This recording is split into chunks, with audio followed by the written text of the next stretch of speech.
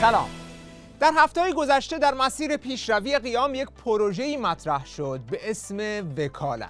قبل از اینکه این پروژه رو بررسی کنیم که چی بود و کی راه انداخت و کی پشتیبانی کرد و به چی رسید، اول بذارید ببینیم که در جنگ اصلی بین مردم ایران با حکومت آخوندی این حرکت چه فایده‌ای داشت. اختلافات از کف خیابان حالا به سران برانداز رسیده وقتی سران اپوزیسیون بر سر قدرت و منافع به هم وکالت نمیدن. رضا پهلوی از براندازان خارج از کشور خواسته به او بپیوندند. حالا استدیوهای شبکه‌های فارسی زبان در انگلیس محل دعوا میان براندازان شده. تقسیم قدرت برای لیدری اغتشاش در ایران اینجا به جنگ میان آنها بدل شده. اما وکالت میدهم حالا جبهه جنگ میان آنها را بیشتر نمایان کرده. این محصول نهایی کمپین تبلیغاتی وکالت میدهم سلطنت طلب‌ها بود. یعنی بهترین پاس گل رو داد به عوامل رژیم مثل 2030 که بیان بگن این نظام هیچ آلترناتیوی نداره و همه دارن به هم دیگه میزنن، پس جو ناامیدی ایجاد کنه، پس بگه تو خیابون اومدن فایده نداره و فعلا با همین رژیم بسوزید و بسازید. یا اینجا تو این رسانه اینترنتی اطلاعات سپاه همین حرف رو خیلی واضح‌تر میگه. یعنی اصلا چیزی به نام اتحاد این وسط وجود. اینجا هدف این نیست که حاکمیت به چالش کشیده بشود. اینجا هدف این هست که با کمک این ظرفیت کشور دچار بحران بشه. مدل سوریه، مدل لیبی. اینها اتحاد پذیر نیستن. اینها هر کدوم با دیگری اختلاف نظر دارن. من قبلا خدمت شما عرض کردم، بعضی از دوستان تو کامنت خندیده بودن، فکر کنم من دارم شوخی میکنم. آقا الان نظام عوض شد. سر اینکه ناهار چی بخوریم، شام چی بخوریم، والله اینا با هم دعواشون میشه. اینا توی جوب نمیتونه آبشون بره. همه اینو فهمیدن دیگه. پس چرا دارن این بازی رو در میارن؟ بیاید متحد بشید، بیاید فلان بکنید. این داستان اپوزیسیون سوریه است. آقا میخوایم نظامو عوض کنیم، بریزید به هم. خب راهکارمون چیه؟ فعلا بریز به هم داداش. فعلا بریز به هم، بعدم به راهکار میدیم. میبینید که اطلاعات سپاه از این پروژه وکالت بچه شاه داره بهره خودش رو میگیره و همون کابوس سوریزاسیون ایران بعد از سرنگونی که همیشه مردم رو باهاش میترسونه رو با اتکا به پروژه وکالت تبلیغ میکنه. چجوری؟ میگه همه تو اپوزیسیون با هم اختلاف نظر دارن و اگر ما بریم ایران میشه سوریه، بنابراین قیام علیه این نظام فایده‌ای نداره و ملت بشینید توی خونه‌هاتون. بگذاریم از اینکه وضعیت سوریه رو همین رژیم و سپاه قدسش به وجود آوردند و اگر این رژیم نباشه مطلقاً چنین چیزی رخ نمیده. اما الان فقط میخوایم ببینیم که پروژه وکالت و همه دستاندرکاران و مبلغان اون چه پاس گلی به رژیم دادند. اتاق فکری که این پروژه وکالت رو طراحی کرد، حالا اشتباه محاسبه داشت یا اصلا عمدن میخواستن به اینجا برسه، بالاخره اون چیزی که در عرصه سیاسی ایران به وجود آورد نتیجه‌ای نداشت جز اینکه به رژیم کادویی داد. بنابراین خیلی مهمه که به عنوان کسانی که توی جبهه براندازی فعالیت میکنند این تجربه رو، این پروژه مشکوک رو بررسی بکنیم که چطور به اینجا رسید و چه کسانی در ایجاد این پروژه نقش داشتند.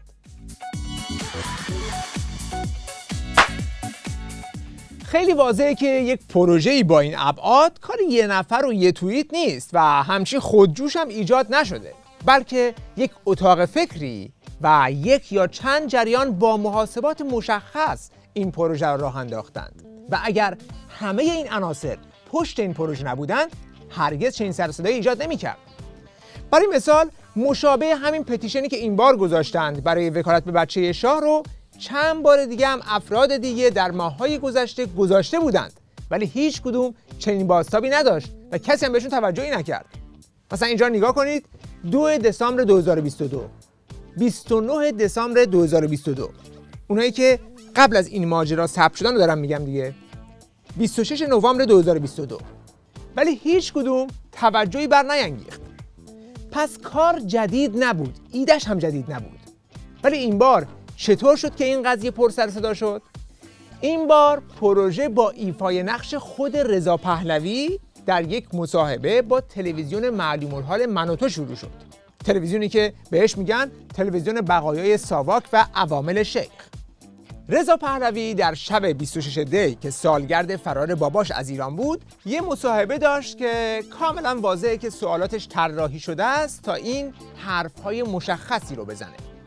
مصاحبه زنده نیست، از قبل ضبط شده، پیوستگی هم نداره. معلومه که یه جایی رو قطع کردن، احتمالاً شاید وسطش قطع کردن که اینو خوب نگفتی، اینو حتما بگو، اینو اینطوری بگو. مثلا التماس برای اینکه به من وکالت بدید تا من برم سراغ خارجی ها. ببینید که چطور مجری زمینه رو میچینه تا اون هم بگه به من وکالت بدید. ما الان ببینیم با یه رژیمی سر و کار داریم که قدرت مالی داره، منابع مالی داره، نیروی سرکوب خودش رو رهبری میکنه، سازماندهی میکنه، ولی از یه طرف هم خب با یه مردمی هستیم که داریم از لزوم مبارزه مدنیشون صحبت میکنیم، یعنی اینکه یک دیسیپلین، یک نظم و انضباطی رو دنبال کنن و خب این تا الان هم دنبال کردن، حالا اون با هماهنگی شبکه‌های مردمی و به صورت خودجوش بوده، اما بازم من میرسم با توجه به نقش ماندلای رهبران مثلا همون آفریقای جنوبی، بازم به اینجا میرسم که خلأ یک رهبری ملی رو شما در روند این جنبش احساس نکردین؟ فکر نمی‌کنین که ما به عنوان حتی یه هماهنگ کننده به این نقش تو این مرحله احتیاج داریم؟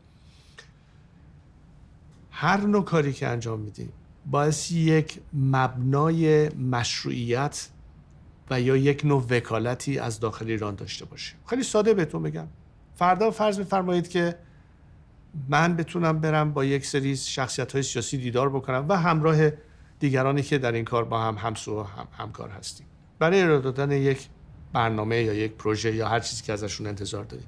خب اولین سوالشون این هستش که شما به نمایندگی چی اینجا حضور پیدا کردید؟ به نمایندگی همه ایرانیانی که اسم شما رو فریاد میزنن. فردا هر کاری که بخوایم انجام بدیم باید یه مبنای مقبولیت و مشروعیت از داخل داشته باشه و این باید بیشتر بیان بشه و بیشتر در عمل دیده بشه، چون فردا که قرار باشه از جانب همیهنانمون در صحنه بین‌المللی رایزنی‌های لازم رو انجام بدیم، باید بتونیم بگیم که این حرفی که میزنیم پشتیبانش زندانیان سیاسی هستن، فعالین مدنی هستن، جریانات فکری سیاسی داخل کشور هستن و اینها به ما این امکان رو دادن که بیام از طرف اونها، در جایی که خودشون نمیتونن این رو بحث بکنن، از طرف اونها نمایندگی بکنیم. خب این یه چیزی که بسی بین خودمون انجام بدیم.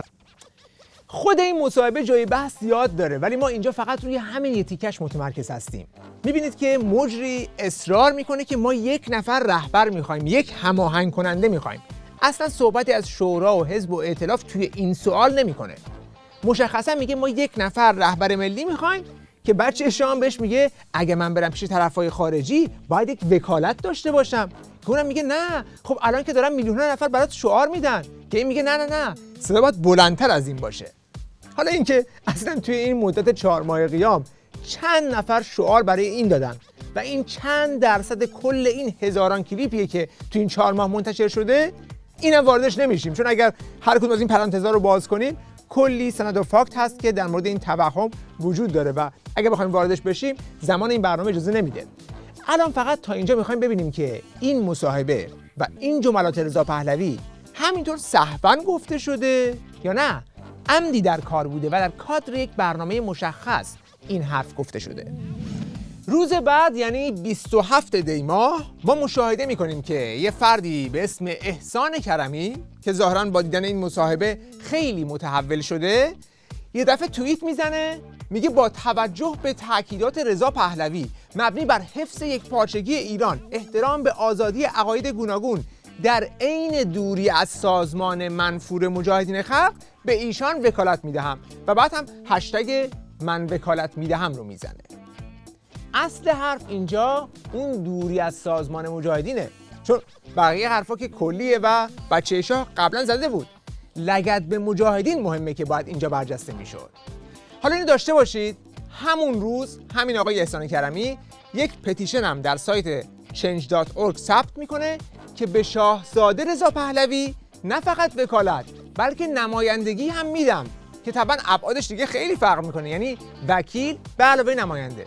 دقت کنید که اینجا توی تیتر انگلیسی هم نوشته پرنس یعنی شاهزاده و هم رپرزنتیتیو یعنی نماینده.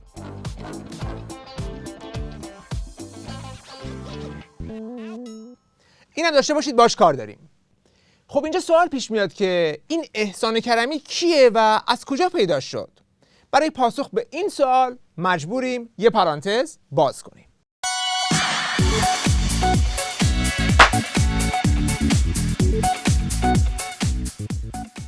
احسان کرمی یه مجری تلویزیون رژیم بوده از سال 1385، یعنی نزدیک 15-16 سال تا همین چند ماه پیش وسط قیام برای تلویزیون رژیم کار میکرده. توی اون سیستم هم آدم مورد اعتمادی بوده. مثلا سال 95 ویژه برنامه تحویل سال رو بهش دادند. سال 94 مجری جشنواره دهی فجر رژیم بوده. با آیین افتتاحیه 35مین دوره جشنواره بین المللی فیلم فجر خیر مقدم عرض می‌کنیم خدمت مسئولین محترم.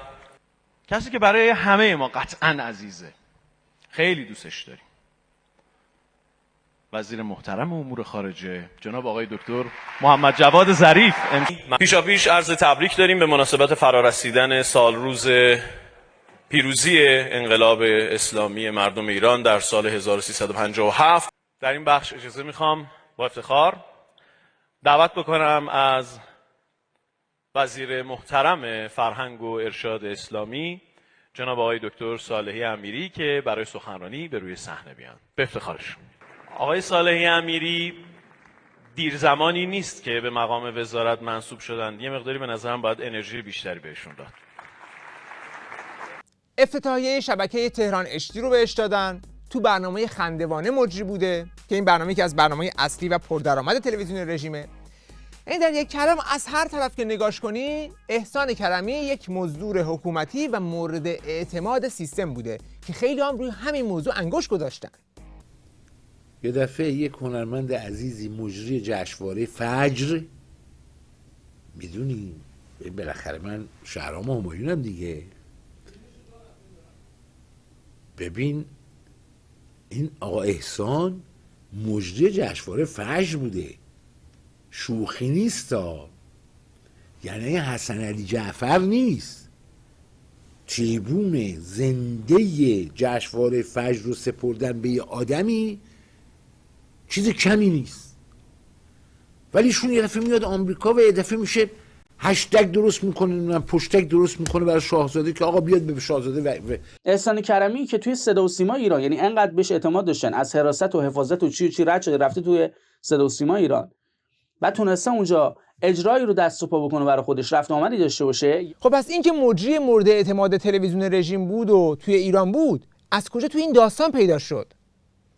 احسان کرمی در سالیان گذشته به دلایل خانوادگی یا شغلی مرتب به آمریکا سفر داشته. مثلا همین امسال تابستون یه تئاتر داشته که با یک بازیگر دیگه 2 نفره اجرا می‌کردن و تو شهرهای مختلف آمریکا میچرخید و وسط قیام هم با فروش بلیت نمایشش پول در میآورده. یعنی از این کارا رژیم تو این سالیان زیاد کرده که بازیگرا یا خواننده‌های مورد تایید حکومت میرن خارج کشور، کنسرت میذارن، تئاتر میذارن. کارشون اصلا همینه که این مرز رژیم و ضد رژیم رو قاطی کنند. اون تو داخل داره جنایت میکنه، اینا میان با آثار هنری مورد تایید حکومت چهره نظام رو بزک میکنند. که البته خب بعضی جاها هم هموطنانمون به این مالکشان ولایت اعتراض کردند. بگذاریم. به هر حال این احسان کرمی امسال تابستون برای اجرای این تئاترش تو آمریکا به سر میبرده. از 25 شهریور که قیام در ایران شروع میشه، گر میگیره و همه شهرها رو میپوشونه، این آقا هم شروع میکنه خیلی نرم خودشو منطبق میکنه با شعارهای مردم، بدون اینکه هیچ توضیح بده که تو خودت تا همین چند وقت پیش ویترین این نظام بودی، تو کی متحول شدی، پس اون گذشته چی بود؟ هیچ توضیحی نمیده. شغلش هم که بازیگری بوده دیگه، انواع فیلم ها رو بازی میکنه، شعارهای بی هزینه میده، هشتگ نه مهسا امینی میزنه. بعد یک دفعه در 19 مهر ماه همین امسال از استودیوی من و تو سر در میاره، همون تلویزیونی که همین مصاحبه رو با رضا پهلوی کرد. راستش تا هفته پیش هم خودم فکر نمی‌کردم که امروز قرار بشه اینجا باشم. ببینین، اولا من توی دوره هایی که ممنوع تصویر هم نبودم، اما یه مرتبه می اومدم رو آنتن با مجوز ویژه می اومدم. یک آقای محترم، چون ببین تو این سالها ما مدام به نهادهای امنیتی رفتیم اومدیم هممون، چه من چه بقیه همکارم. من با اطمینان خاطر و با جرأت میگم توی همون کسایی که تو نهادهای امنیتی هستن آدم‌هایی حضور دارن که بسیار نیت صادقانه برای اصلاح امور دارن. جالبه تو استودیوی من و تو ترانه هم میخونه برای آدم‌های صادق و بسیار با حسن نیت در نهادهای امنیتی رژیم هم کاسلیسی میکنه، ولی مطلقاً علیه خامنه‌ای و سپاه حرف جدی نمیزنه. مثلا یک شعار مرگ بر خامنه‌ای شما ازش پیدا نمی‌کنید در این مدت، تا اینکه در 14 آذر، درست در شب اون فراخوان سالگرد 16 آذر بود، یک دفعه خیلی بی ربط آقای احسان کرمی یادش میفته که در اولین موضع‌گیری سیاسیش باید یک لگدی به مجاهدین بزنه. نوشته این پرچمی که من دارم نه مال سلطنت طلباست و نه مال مجاهدین خلق که شرشان از همه دور باد. بعد هم میگه من هیچ وابستگی به هیچ دسته و حزب و گروه سیاسی ندارم. البته توی همین پست هم اگه دقت کنید باز هیچ لگدی به خامنه‌ای یا سران رژیم نمیزنه، فقط به مجاهدین. حالا این آقای مثلا نطر خنثی که تا الان حرف جدی علیه نظام نزده، یه دفعه شب 26 دی ماه مصاحبه پهلوی رو میبینه، متحول میشه و اون توییت رو میکنه که چون رضا پهلوی گفته همه به جز مجاهدین که بخشی یا تمامی مشکلش هستن، پس من وکالت میدم. اونم با کد منفور که همه میدونن دیگه، این کد شناخته شده وزارت اطلاعات و شمخانی و پاسدار محسن رضایی و رمضان شریف سخنگوی سپاه و دشخیم غریب آبادی معاون قضایی رژیم و حابیلیان و انجمنهای نجاست و وزارت و خلاصه عوامل پیشانی سیاه رژیمه. بلافاصله یه چند نفر از افرادی که سناریوی مشابه همین احسان کرمی داشتن که توی رژیم بودن از بازیگر فوتبالیست و یک دفعه اومدن خارج کشور و برانداز شدن، اونا هم همین هشتگ رو زدند و از روز بعد فاز سوم پروژه شروع شد. اون هم ورود مدیای فارسی بود. اگر در همین نقطه مدیای فارسی وابسته به کشورهای مختلف ورود نمی‌کردند، این کمپین مثل خیلی از کمپین‌های مجازی دیگه اصلا برجسته نمی‌شد. یه چیزی در عالم هشتگ سازی و ترند کردن این یا اون هشتگ باقی میموند. ولی ما شاهد هستیم که از روز 28 دی اینا معرکه رو دست میگیرن و با گزارش‌های ساعت به ساعت و نشون دادن لحظه به لحظه آمار امضاها میخواستن این کمپین رو جلو ببرن. اشاره کنم که این در واقع حامیان این موضوع پتیشنی رو هم به اشتراک گذاشتن که همونطور که در تصویر می‌بینید تاکنون 137,000 نفر فعلا اون رو امضا کردن. کریمی نوشته من وکالت میدم به شاهزاده. اینه من وکالت میدهم و توماری که به همین منظور با عنوان شاهزاده رضا پهلوی نماینده من است در وبسایت change.org راه اندازی شده. در 2 روز گذشته بیش از 236,000 امضا جمع آوری کرده. در گام چهارم چند روز بعد از شروع این ماجرا باز خود رضا پهلوی خیلی ذوق زده وارد شد و رسید دریافت داد که بله من هم پیام وکالت میدهم شما رو شنیدم. پس ما نقش رضا پهلوی رو هم در شروع و هم در پایان این موج مشاهده می‌کنیم. بعد از یک هفته که این موج خوابید و امضاهای اینترنتی در زیر این پتیشن در هفته اول دور بر 300,000 تا بود و بعد از 20 روز هم به 450,000 تا نرسید، با اظهار نظرهای دیگری مواجه شدیم.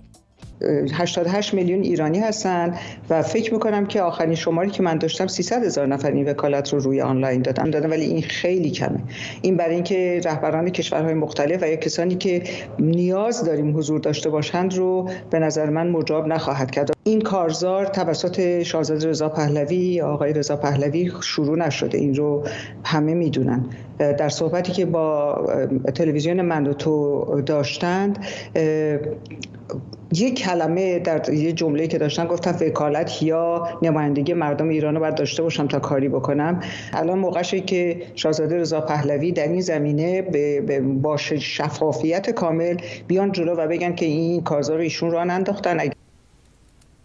جز شخص شاهزاده رضا پهلوی، شاهزاده ازتون التماس برای اولین باره ازتون التماس میکنم این ماجرا رو شما میتوانی تمامش کنی.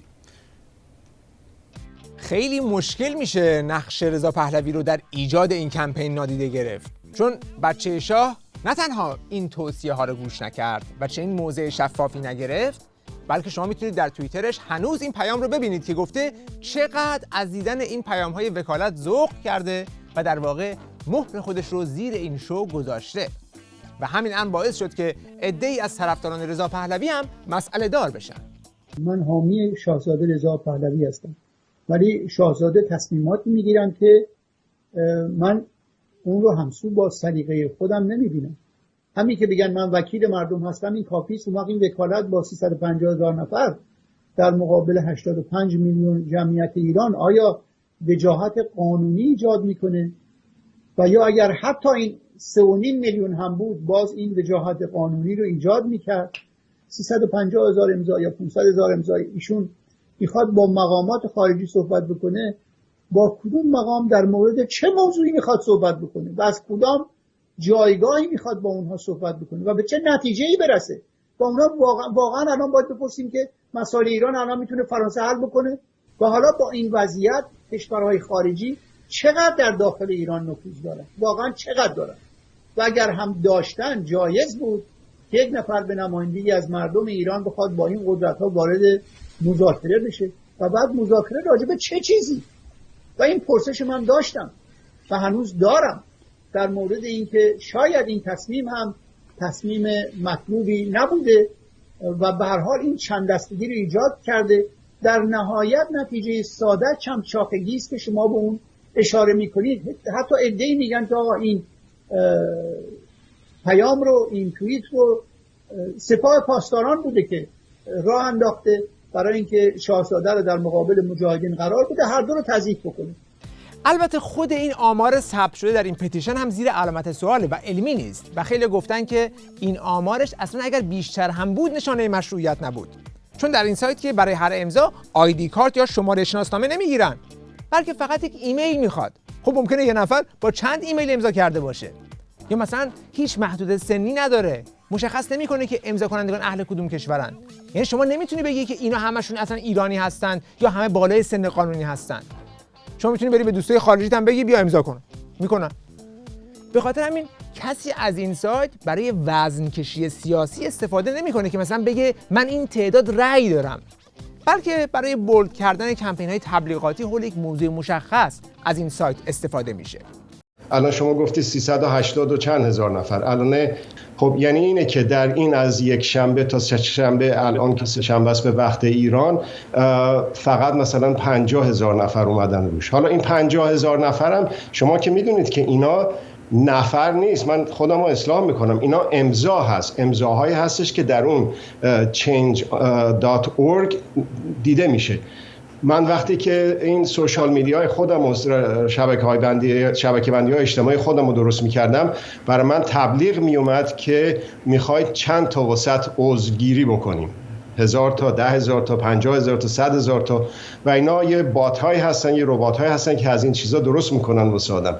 این رأیگیری به هیچ وجه یا این وکالت به هیچ وجه علمی نیست، میتونه جای بسیار تقلب کردن رو باز بکنه. من نمیگم آره یا نه، ولی این اصلا علمی نیست. از اونجایی که مخالفت با این کمپین هم در فضای مجازی و هم در فضای حقیقی بالا گرفت، بانیان این کمپین مثل احسان کرمی شروع کردن به توجیه قضیه که این خودش بیشتر موضوع رو خراب کرد. شرکت در این کمپین و امضای اون پتیشن به هیچ عنوان مفهوم این رو نداره که ما سلطنت طلب هستیم، جمهوری خواه هستیم یا هر دیدگاه سیاسی دیگری که داریم. این صرفاً اعطای یک وکالت به شخصیتی است، تنها شخصیت سیاسی هست که در بین اپوزیسیون این روزها فعال هست. اولا تو خود از کی اومدی شدی جزو اپوزیسیون که حالا در مورد اپوزیسیون نظرم میدی؟ تو اول جواب بده که جریان اون همه سالی که برای این رژیم نکبت و جنایت تبلیغ میکردی چی بود؟ چرا اینقدر به تو اعتماد داشتن که تو رو توی حساس ترین برنامه‌ها مجری میذاشتند؟ مگه تو سرکوب ملت توی سال 88 رو ندیده بودی؟ مگه کهریزک رو ندیده بودی؟ مگه ستار بهشتی یا آخرین نگاه ندا یا خنده مجید کاووسی پای تنابدار رو ندیده بودی؟ بعد چطور باز مجیز مقامات این حکومت رو میگفتی؟ توی تریبون‌های این رژیم جنایت‌هاش رو مالکشی می‌کردی. بعد اومدی اینجا برای اونایی که 40 سال در برابر این رژیم ایستادن لغز اپوزیسیون میخونی؟ تو رو چه به این حرفا؟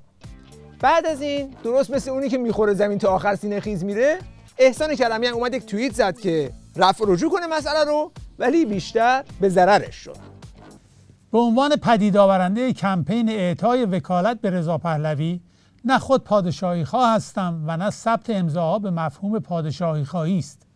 دیگه بعد از این از همه طرف ریختن سر خودش و کمپینش که این چه غلطی بود که کردی. کاش اون موقعی که با سازمان‌های مرتبط با سپاه همکاری می‌کردی که از فرش به عرش رسیدی دنبال آزادی‌خواهی بودی. الان هم بعید نیست که گرگی در لباس گوسفند باشی. شخصا شما را آدم زلالی نمی‌بینم. همین چند ماه پیش در اینستاگرامتون از پرویز پرستویی سر جریان اکرام فیلمش در لس آنجلس دفاع کردی و بعد پستت رو پاک کردی. فعالیت شما به خاطر ایران نیست. فکر نمی‌کردم که یه موجی به این روز بیفته. متملق، وسط باز، چاپلوس، سیاست یکی به نل یکی به میخ. چی میشه واقعا آدم اینجوری میشه؟ این حرکت مستقیما توسط اتاق جنگ روانی رژیم طراحی و توسط عناصر نفوذی در درون جبهه مبارزان به همراهی عده‌ای احساساتی و نادان به اجرا گذاشته شد. شعور یک نعمت است. فرزند دیکتاتور سابق و کسی که سوگند پادشاهی خورده گزینه رهبری حرکت دموکراتیک میشاخه. شما اگه مهره نظام نباشی که با توجه به سابقتون توی صدا و سیما بعید نیست، حتما یک احمق هستی. هیچ دلیلی نداشت امروز توی زاهدان به جای اتحاد پوستر رأی میدهم و نمیدهم باشه. اطلاعاتی صادراتی، کمپینت به نتیجه نرسید داری براش گدایی رأی میکنی؟ خلاصه این که موج مخالفت با این کمپین از فضای مجازی به فضای حقیقی هم رسید و در تظاهرات مردم زاهدان و هم در تظاهرات هموطنانمون در خارج از کشور خودش رو بروز داد.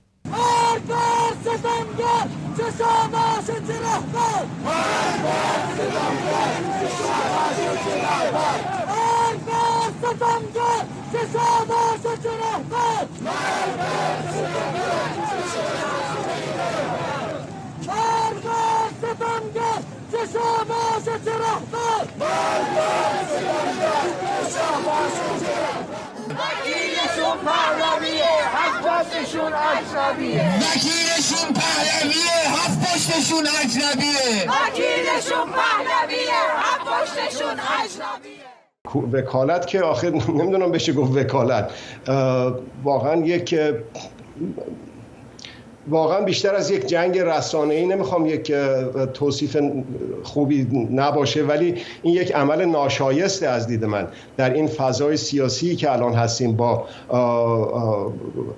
اشکالاتی که در دنیا داریم، در منطقه داریم، در وطنمون داریم، با اتفاقی که داریم میفته. امروز 130مین روز هستش، بخوایم واقعا یک کار سبک از نظر سیاسی انجام بدیم، این واقعا یک خدمت که نیست، درست برعکسش هست به مردم ایران، به خصوص اون کسانی که در خیابان‌های حقیقی و مجازی فعالیت میکنن. ولی من الان به صورت واضح و روشن میگم که من جمهوری خواهم. نمیگم یه روز من شاهم، پس فردا رئیس جمهورم، حالا موقتم، حالا دائمیم، اصلا الان نمیدونم چیم. این وقت باعث میشه که این جنبشی که شروع شده دچار انشقاق بشه، دچار انشعاب بشه، دچار سرگرمی بشه بین مردم که حالا بریم چی کار بکنیم، وکالت بدیم یا توییت بزنیم. این وکالت گیت درست به همون رسوایی توییت گیتی شد که یه مرتبه هول توییت گیت 5+1 و باز من نمیدونم واقعا کی به ایشون مشورت میده.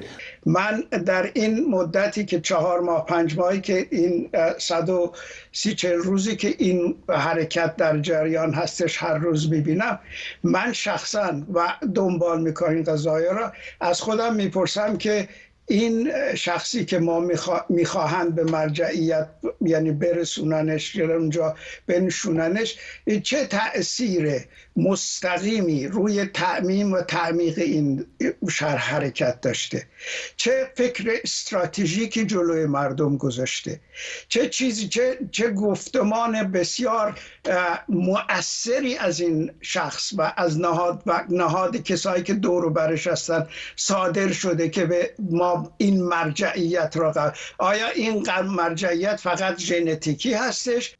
ته خط احسان کرمی بدون اینکه باز به نقش خودش تو ایجاد این فضاحت اشاره‌ای بکنه و اشکالی رو به گردن بگیره، اونم از این پروژه بیرون کشید و در یک پست اینستاگرامی گفت لطفاً دعوا پیرامون اعطای وکالت رو کنار بذارید و دیگه حتی خودش هم هشتگ وکالت رو توی این پست نزد. پروژه وکالت از آغاز تا پایان فقط به رسانه‌های حکومت آخوندی خوراک رسوند. اینکه خود رژیم مبتکر این پروژه بود یا عوامل خودش رو توی پیشبردش نفوذ داده بود، دیگه قضاوتش با شما. اما اگر عوامل دستن در کار اولش پیشبینی‌های دیگه‌ای داشتن و بعد که دیدن نگرفت عقب کشیدن، خب این سطح شعور سیاسیشون رو نشون میده و اینکه به چنین افرادی هرگز نمیشه اعتماد کرد. کسانی که با تصمیماتشون نه تنها در مقابل خط سرنگونی مانع تراشی میکنند، بلکه با پروژه‌هایی مانند وکالت نیروهای آزاد شده برای براندازی رو هم مأیوس و سرگردون میکنند و به این ترتیب بیشترین خدمت رو به بقای رژیم میکنند. هرچه بیشتر این قشر خاکستری همراه بشه در این حرکت، در قالب یک حرکت‌های مدنی خشونت پرهیز، نقش نیروهای انتظامی در همراه شدن با مردم بدون اینکه نگران یک آنارشی پس از فروپاشی بشن، کار اونها رو راحت‌تر خواهد کرد. وقت بخیر و خدا نگهدار.